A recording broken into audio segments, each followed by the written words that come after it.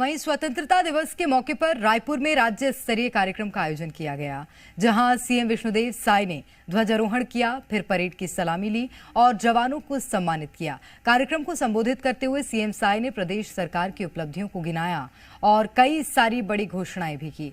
CM Sai ने कहा, रायगढ़ जिले में indoor stadium complex, hockey, astroturf और synthetic athlete track 31 crore 50 lakh रुपए की लागत से बनाया जाएगा। बलौदा बाजार में 14 करोड़ की लागत से इंडोर स्टेडियम बनेगा। जशपुर के कुनकुरी में 33 करोड़ 60 लाख की लागत से खेल स्टेडियम निर्माण किया जाएगा। स्कूलों को बेहतर करने और शैक्षणिक सुविधाओं के विस्तार के लिए पहले चरण में 211 स्कूलों में पीएम श्री योजना आरंभ होगी। इन स्कूलों को मॉडल स्कूल के रूप में विकसित किया जाएगा। तीसरे चरण में 52 स्कूलों की स्वीकृति मिली है। स्वतंत्रता दिवस की बहुत बहुत बधाई देता हूं, बहुत बहुत शुभकामनाएं देता हूं।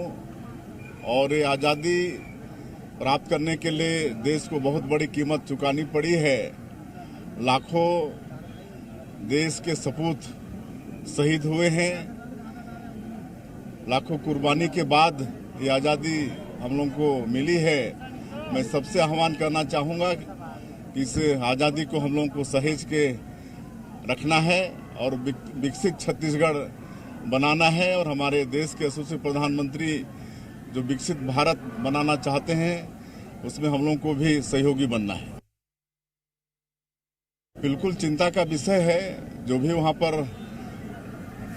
हो रहा है, वहाँ के अल्पसंख्यकों के साथ नहीं होना चाहिए। बस्तर के कई गांव में पहली बार तिरंगा झंडा फहराया गया है आजादी के इतने सालों बाद भी। बिल्कुल, जब से हम लोग सरकार में आए हैं, अभी 7-8 महीने हुए हैं, नक्सलवाद के साथ बहुत मजबूती के साथ लड़ाई लड़ रहे हैं। लगातार वहाँ सुरक्षा कैंप खोल रहे हैं और उनके माध्यम से सरकार की योजनाओं को हम लोग उन तक पहुँचा रहे हैं और नक्सली सिकुड़ते जा रहे हैं। लोग वहाँ पर भयमुक्त हो रहे हैं और इसी का परिणाम है कि हम लोग अधिकांश जगहों में इस बार तिरंगा फहरा पाए। प्रारंभिक आयु में बच्चे सबसे ज्यादा अपनी मातृभाषा में सीखते हैं।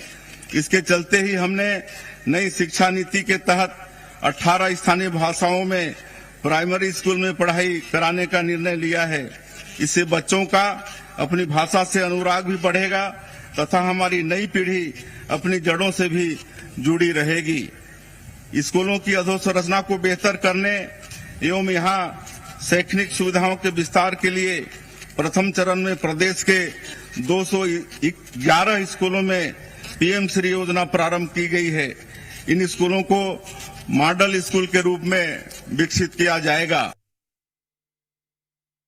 रायगढ़ जिले में indoor stadium complex, hockey astroturf मैदान एवं synthetic athletic track 31 crore 50 lakh रुपए की लागत से बनाया जाएगा।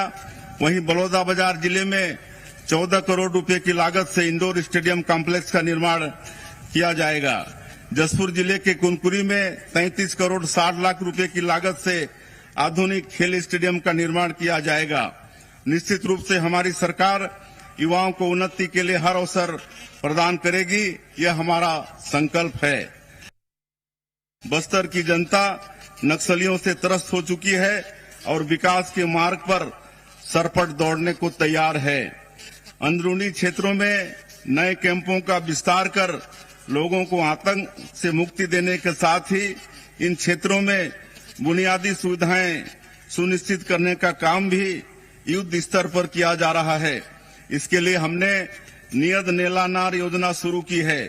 इस सब का अर्थ होता है आपका अच्छा गांव।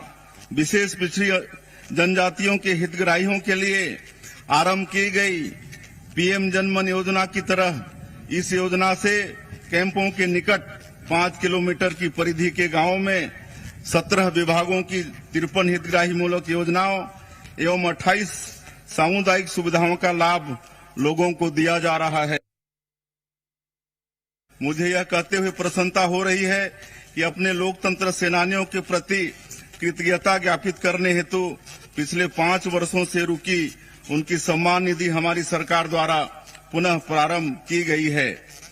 आज के दिन हम अपने उन जवानों के प्रति भी कृतज्ञता व्यक्त करते हैं जो हमारे प्रदेश में लोकतंत्र विरोधी नक्सलवादी आतंक से पूरे साहस और जज्बे के साथ मुकाबला कर रहे हैं। बीते 8 महीनों में हमारे जवानों ने अदम्य साहस का परिचय देते हुए 146 नक्सलियों को मार गिराया है। इस दौरान हमने 32 नए सुरक्षा कैंप खोले हैं और आने वाले दिनों में 29 नए कैंप शुरू करने जा रहे हैं।